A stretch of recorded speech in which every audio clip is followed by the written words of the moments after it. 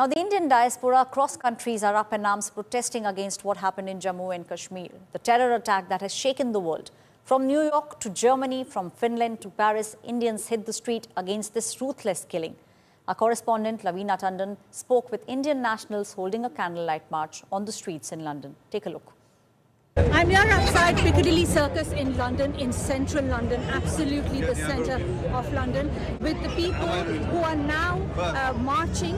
This is a vigil in solidarity with India and, of course, to pay tribute to those who passed away in the Pezeshkian attack. May I speak to the organisers first and say what is it that they are trying to convey?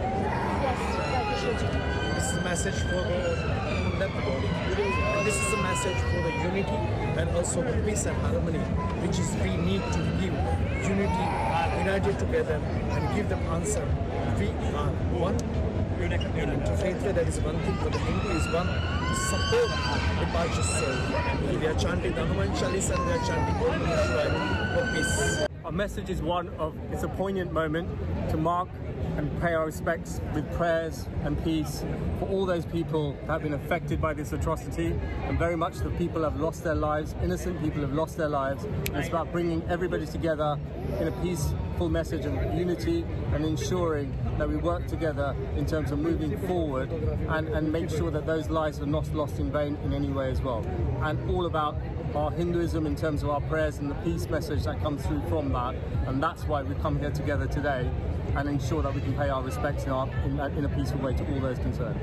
This is a message for the whole body. And this is a message for the unity and also the peace and harmony, which is we need to give unity, united together and give them answer. We are one. In faith, that is one thing. For the Hindu is one. To support the Paj's soul. We are chanting the Hanuman Chalisa and we are chanting Om Namah Shivaya for peace. Now, as the world is uniting against Pakistan and standing with India, we are seeing global protests that are erupting. Everyone is condemning Pakistan-based terrorism at the moment. In fact, India's strategic message has shaken up Pakistan. Prime Minister Modi's message is very, very clear at the moment. He has said that the world is now standing behind India. Protests are also erupting globally. World leaders are backing India's stance against the fight with terrorism. Take a look.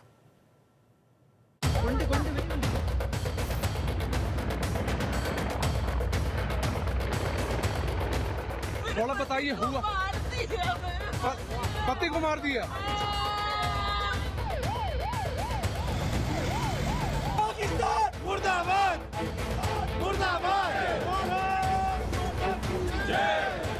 The world is standing with India in this fight against terrorism.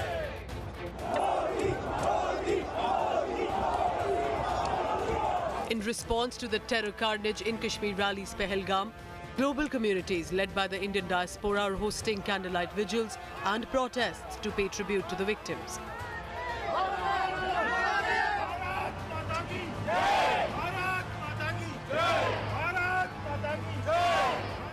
The Indian diaspora gathered outside the Indian High Commission in London, holding a vigil to remember the Pahalgam attack victims.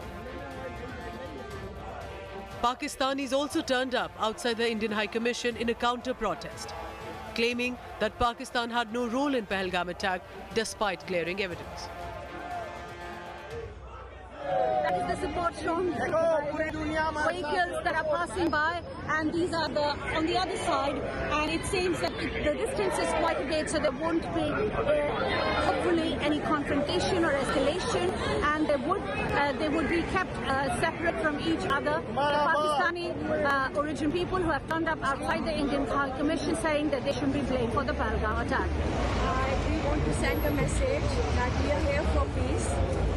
We are against terrorism and we are against the continuous terrorist attacks on innocent people.